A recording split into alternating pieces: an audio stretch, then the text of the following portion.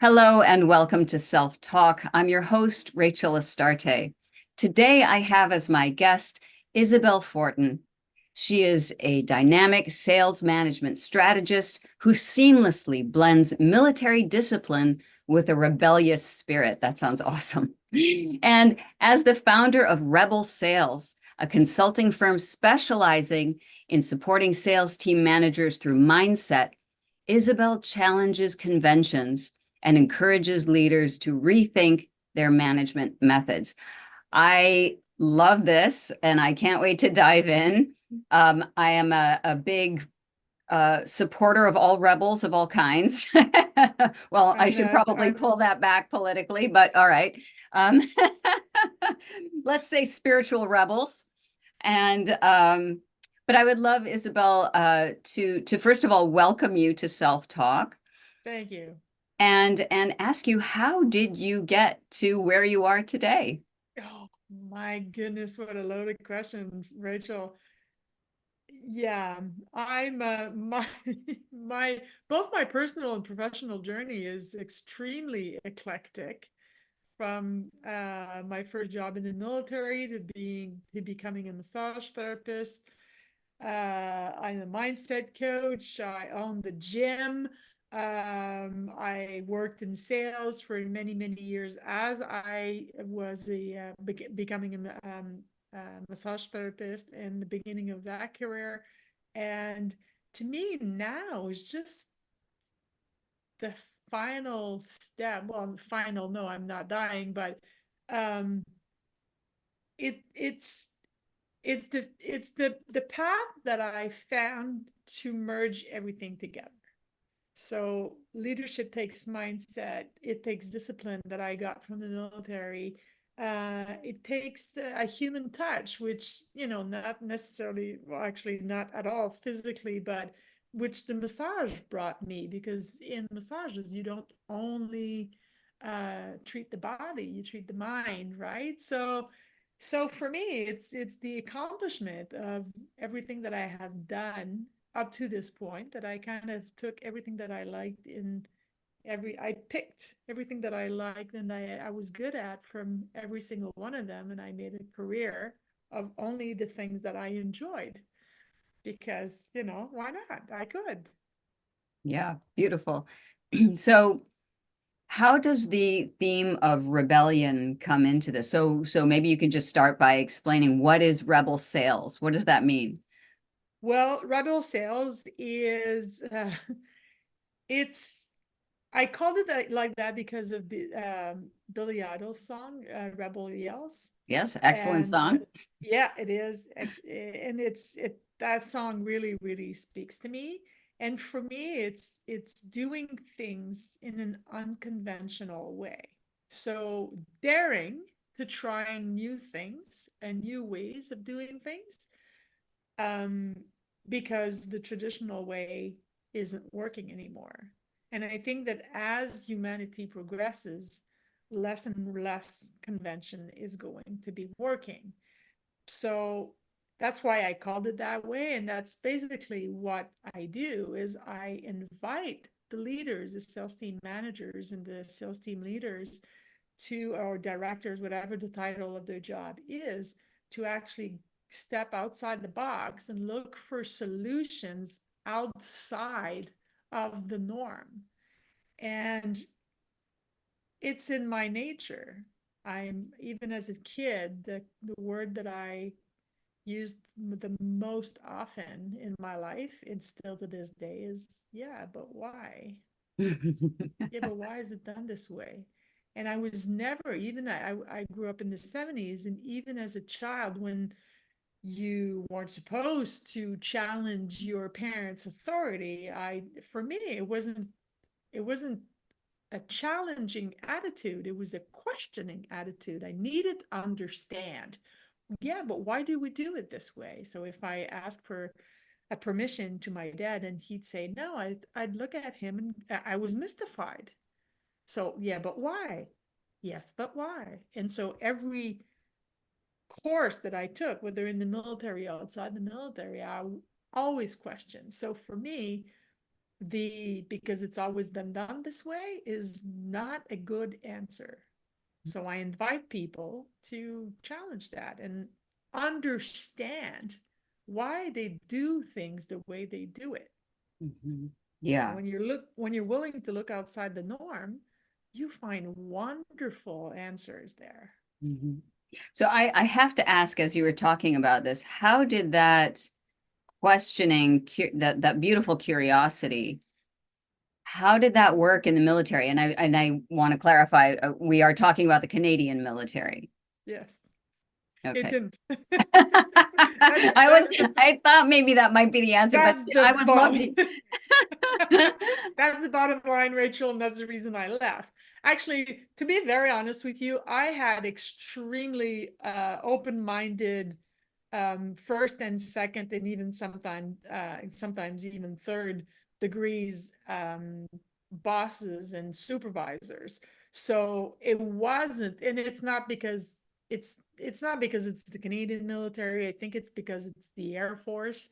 It was a little bit less rigid than what is expected. But you can't. And that's why instead of doing my 25 years in and cashing in my pension, I did a little short of 10 years because the first 5 years you learn stuff. So that's interesting. And when I wasn't learning anything interesting anymore, then it got boring.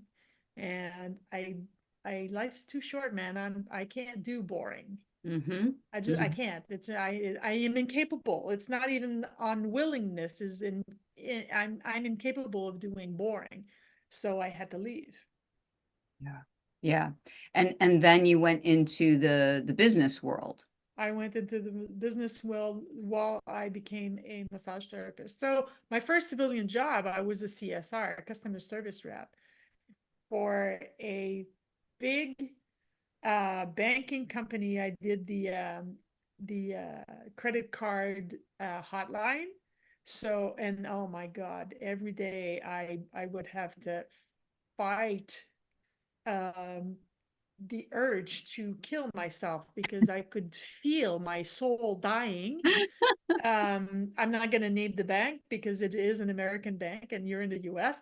But yeah, it was just, the kind of credit cards that, if you go to the store and they're the one financing the credit card, the store credit card, and it's buy now, pay later, and Yes. without ever explaining that if you only pay the minimum payment, you're never gonna be done. And I've heard people on the other end of the call literally saying, I've been paying off that card for 23 years. Oh God. And I mean, they no longer have the sound system or the TV that they bought with it 17,000 years ago. So that was my first civilian job for a quarter of what my military salary was.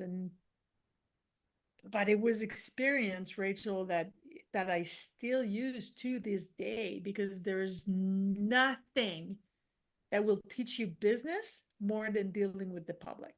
Mm, what a great Nothing. statement. Yeah. Yes. So that was such a valuable experience. It was just, I had to, for my own soul and for my mental health, I had to leave. Yeah, And then, it isn't change. always apparent to us when we're going through something that seems abhorrent to us, like a job that we don't align with. We're trying to figure out why, what possible lesson can this teach me? And sometimes it isn't apparent until much later. Did you That's find that to true. be the case? Yeah. Um, as far as learning how to deal with the public, that took me years after I had left that job to realize that that's what it had taught me.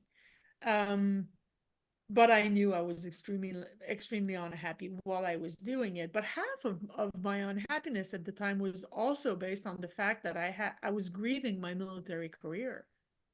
So I come from a military family. Both my parents served in the Air Force in the 1960s. And when I joined in 1989, my brother was still an Air Force pilot. So for me, there was no question. You finish high school, you join the military. And so that's what I did. And it was a loss for me. I had to grieve the fact that it wasn't the right fit, and that I now had to go into the world and find what the hell I was going to do when I grow up, right? I'm Mm. 52 now. I think I figured it out like a few years ago. Yeah. Oh, yeah. I'm with you. We're not that far apart in age, and I'm 54. Everybody knows that. I'm like, why am I holding back that information? I probably say it almost every podcast. But yeah, so so I get it. Growing up in the 70s, the 80s, Yeah. and also, but getting back to the story of uh sort of leaping past what you're used to, what the family business, as it were, there is a bit of a an adjustment or even a grieving period that you might have go had to go through. Oh, I did. Yeah. Yeah, I did. I had to let go of of the image that I had. And Mm. I think that that's one of the things that as humans, we do, and we F ourselves up because we hold on so tightly on the image of how things should be. We kill ourselves with the coulda, shoulda, wouldas. Mm. And, but when you're willing to let go of that and be open about with what is, then magical stuff happens. But yeah, no, I had to grieve. It was a loss, and I was grieving the military. I was grieving the companionship, but there's nothing in this world that gave me more purpose than serving my country. And I'm extremely purpose driven, and as a general rule in my life. So I had to let go of that. I had to grieve that. I had to grieve my friends. I had to grieve wearing the uniform. I was extremely proud to wear a uniform. And plus, it's a hell of a lot simpler to get, dressed for work in the morning.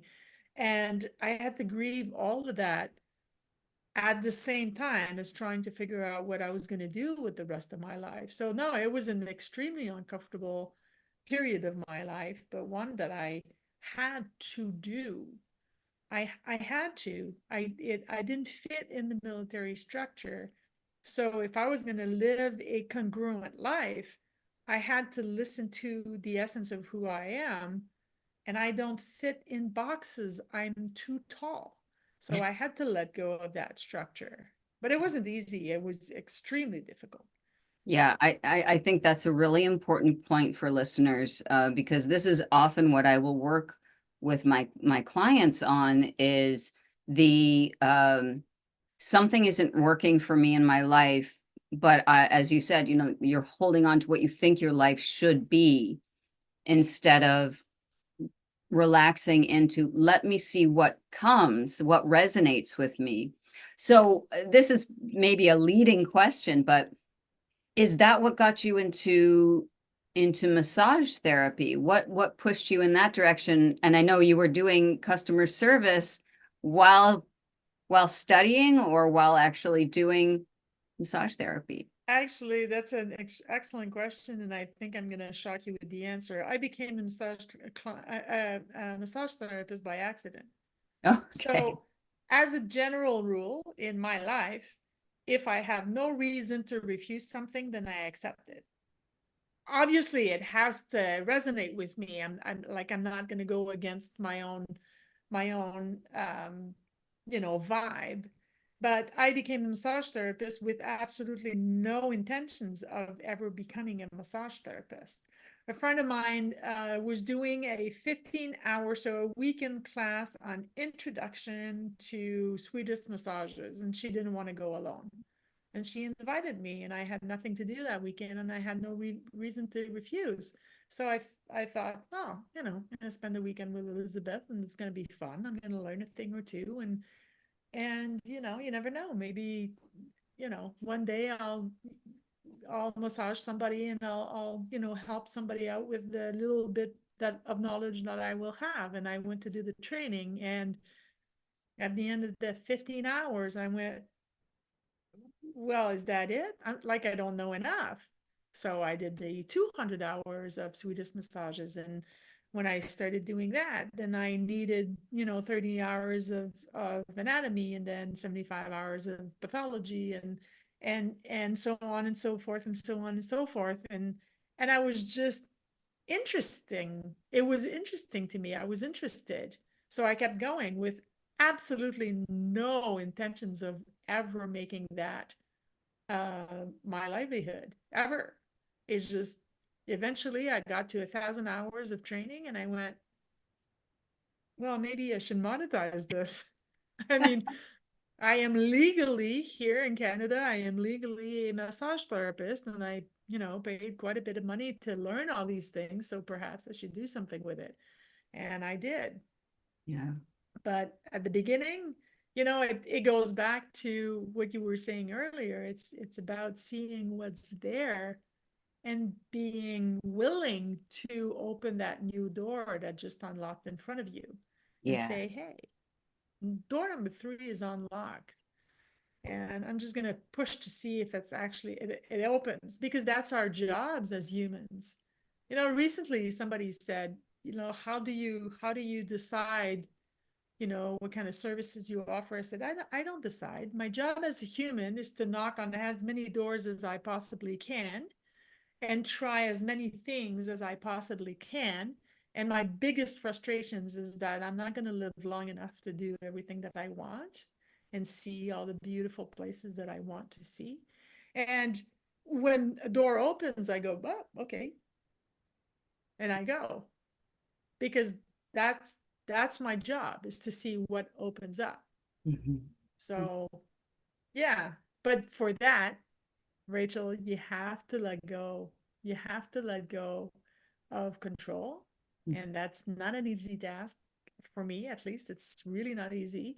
And I have to let go. And still to this day, I have to let go of that image of how things should be. They shouldn't Mhm. be anything. Life is, it's there. And I should think your genuine curiosity helps that momentum, right? What is there? What else is there? What else is there? And what can Yeah. I learn? And trying to absorb as much as you can from this life. Yeah. Yeah, Yeah. I'll be 85 and I'll be a full-time student at the college in my, just because I will never, and that's one of the biggest frustrations that I have in my life, is that I will never live long enough to learn everything I want to learn, Mm, ever. mm, So yeah. So let's shift gears a little bit and talk about Rebel Sales. yes, So you talk a little bit about what's called the anti-team approach, which yes. as an introvert, I love. Work does not play well with others, but well, I can, but then I have to nap for like 2 weeks. Um, but I love this approach. And what are the risks involved in making a rebel conform within a team? You can't. Ah, okay. You Do can't. tell. Do And tell. that's exactly what I have the managers first of all realize, second of all accept, and third hone in to the fact that you won't. You have to treat salespeople not as employees but as subcontractors, and whatever target you have for them, if they are good at what they do for a living, if they are truly meant to be salespeople, the targets that they're aiming for themselves is going to be higher than yours. So you don't try to fit them in a box. The best way that I found to explain it, actually there's two, and I'm going to tell you both of them. The first one is, leading a sales team is like being the coach for the 100 meters race.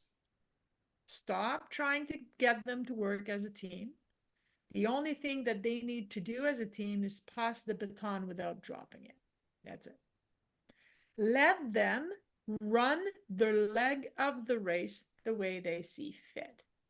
So that's the first thing. That's the first way that I explain it. You have to be the coach for every individual and have them improve their leg of the race. Beautiful. The second one is, and I say that when I give conferences, is salespeoples are brats. They are. They want the biggest toy. They want the most expensive toy. They want the latest toy, and they do not want to share. So when you are stuck with a bunch of 5-year-olds that are high on sugar, you don't try them to get to behave. What you do is you build a better playground. And as a sales team manager, that is your job. Build a better playground. Stop micromanaging them. They don't want to tell you they were at the movies on Tuesday afternoon. Stop asking them when they're going to see if the results are there. If you hired professionals, treat them as such. And the first thing, if I go in a company, it depends on what they sell, mind you, because there are salespeople that are extremely technical. If they sell engineering products or robotic products or even computers, that's another ball game. But salespeople should not have an office because they should not be at the office. You're not selling anything from a desk inside the company you work at. You have to be out there meeting the clients and develop relationships with them, and that's what. And sales managers are stuck. They're stuck between the rock and a hard place. They're stuck between the rebels and upper management who don't understand. And they are also stuck defending the fact that their workers and their employees are not at work to every other departments because they're envious of the fact that it's Friday afternoon and they're on the golf course. But they're on the golf course because sometimes and extremely often, that's where you build the relationship that's going to give you the business. Right, right. Yeah. I was going to ask, when you do this work and this coaching work, do you get a lot of pushback? Because it's very hard to change the status quo. Yeah. Yes and no. I get pushback in the getting to work with me phase. Once they hired me, I don't. And that it is, I'm extremely good at setting boundaries. I've become extremely good at setting boundaries. And that was one of the question in being a guest on your podcast. And so I established how things work when they work with me. And if they send me money, they've accepted that. So the pushback is before. And honestly, Rachel, I'd rather not have a client than have a client that's going to bug me every step of the way. 100%. It's energy draining. Well, so you skipped ahead in my list of questions. So let's talk about boundaries. No, this is how it happens. So that was one of the questions I had. How do rebels establish boundaries at work or at home? What's the way that you advise? And I know how you have just sort of touched on how you do it for yourself, but when you're a rebellious person, and meaning, let's just say nonconformist, what does a boundary look like? I mean, you can get as specific as you need to. Well, I'm an extremely open person, and I've said that a little bit earlier. If I have no reason to say no, then I'm going to say yes, because I think that that's what life is about, is experiencing as many things as I possibly can, learn as many things as I possibly can, and live life to the fullest, because my life is now. It's not when I retire, which is a forbidden word in my language. However, that being said, my favorite word is no. And no is a complete sentence. I say it kindly. I don't blur it out. I don't scream it. I don't yell it, but I don't explain it. If the answer is no, the sentence is over, and so is the conversation. There's nothing after that. And for me, that is the magical word to set boundaries. Mm. So recently, I have had a client, he's wanting to work with me forever and ever and ever. And he comes back and he comes back and he comes back and he comes back. And I say, nope. And he wants to know why. And I'm not going to tell him why because he's the reason I don't want to work with them. So, and it's not my job to educate him, right? So if ever that company changes sales director and that sales director wants to come see me, then that's going to be okay. But I know that I would be working with him if I accepted. It would be energy draining. It would cost me more than it brings me. And I am not about to prostitute myself. Mm-hmm. Mm-hmm. And that's difficult. It's difficult because uh, for as much as we want to pretend that money is no object, money is an object. And we need it because I cannot pay my mortgage with a can-do attitude. I have to pay them with money. I know they're freaking boring like that. My bank wants to pay me the mortgage with money, so I do have to earn money, but I will not prostitute myself. So I don't work with everybody. I work with the people that resonates with me. And if even from the first interview, something is just, ugh, it doesn't feel right. There's, the hair on the back of my neck just stand up. I find a reason to quit the call and I leave. Yeah.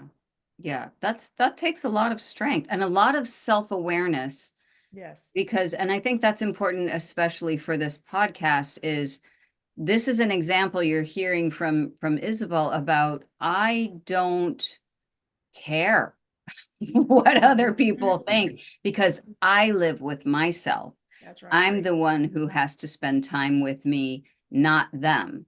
Yeah. So I would like to just reiterate what she said is I would rather, say no to money or a client than have to be in a position where I'm completely paraphrasing, but be in a position where I'm not comfortable or there's energy drain or I feel like I'm not working at my highest potential, right? Yeah. It's the I don't allow, and that goes in my personal life as well. I don't allow anybody to F up my inner peace, no, regardless of the cost. Mm, And can I swear on this show? of course. Oh, thank you. So the other day, somebody said to me, somebody in my social life said to me, "Oh, you know what, Isabelle? I'd love to have your fuck you money." And I said, "Well, you're never gonna get my fuck you money." And she was offended, and I understood, but I did that on purpose. And she kind of looked at me a little bit puzzled, and I said, "Because to get to the fuck you money, you need the fuck you attitude first, and not the other way around." Mm, You're looking to have what you want in order to be what that thing brings you. It's the opposite. You have to be that, and then you're going to get it. And yes. that goes for everything. I was just going to say thank you for pointing that out. That goes for everything, everybody. If you want someone to treat you a certain way, you have to be that person. You can't sit around waiting for them to just all of a sudden see how wonderful you are. You have to be that person Yeah. for them to see it. And that takes a lot of self-awareness and a lot of self-knowledge and a lot of self-love and self-protection. Yes. Boundaries are not walls. Boundaries allow us to have a better relationship with those people that we're interacting with because there's no bullshit involved, because they know what the line is, you know what the line is, and it allows you to become, if not closer, like if we're talking about a business relationship, if not closer, then more effective in your relationship. And Absolutely. also, we're avoiding passive aggression, resentment, anger, and perhaps in the business world, even dismissal or removal from that business relationship. Is that Very fair to true. say? Yeah. Very true. And we forget that we teach others how to treat us, and that's for everybody in your life. If you don't tolerate people to treat you in a certain way or mistreat you in a certain way, then you don't give them that power. You're the one that allows other people to do what they're gonna do to you. If you don't, there's not gonna be room for it. So, and I know it sounds easier than easier said than done. I get that, and that is partly true. But Mhm. when you do actually hone in to that and say, okay, well, it's nobody's job to take care of me. It's nobody's job to make me happy. When I when I met my partner, day two or three or date 2 or 3, I said, you will never be responsible for my happiness, ever, ever. You share, you add, and the moment you don't, you leave. I, I, I, there's nothing more important for me, and it's okay that everybody is not the same. That's fine. But for me, there is nothing more important than my freedom and my inner peace. If you fuck with any of them, you're out. It doesn't matter the relationship that I have with you, and it doesn't matter how long you've been in my life. You don't get to do that to me. Mm. But you know what, Rachel? That's that's because I allowed too many. I got to this point because I allowed too many people to do that to me. Well, Right? that's I how got we tired. learn. Exactly. I got tired and I got fed up and I got stolen and I got quite literally fucked. Yeah. Yep. I think we've all been there in one way or another, but everyone's experience is unique to them, and what Yeah. matters is, and again, such good stuff we're talking about here. Um, when things get fucked up in our life, that is not where we stop. We ask, what can I learn from this? As Isabelle is saying, I had to go through this in order to establish that baseline boundary for me. Do not mess with my inner peace. Right. Mm-hmm. And because that's how you live, that's how you thrive. And you are the only one responsible for that. Nobody That's right. else is going to do it for you. I love that message. Yeah. So we are nearing the end of this amazing. I know we'll have to have you back, Isabelle. This is Anytime. amazing. But how can people find you? I hang out on LinkedIn, primarily. I think, yeah, that's primarily. Okay. Excuse me, excuse my French. Yeah, Isabelle Fortin on LinkedIn. That's pretty much where I hang all the time. I'm easy to find and easy to get a hold of. Yeah. Good. I will have that link Thank in the show you, notes as Rachel. well. Thank you. Isabelle, thank you so much for being on Thank Self-Talk. you. We did an awful lot of self-talking here today. And I love your energy, and I love the message that you're sending. And thank God there's somebody, God and Goddess, that there's somebody like you out in the business world right now. Thank I'm so appreciative of that. thank you. I appreciate you.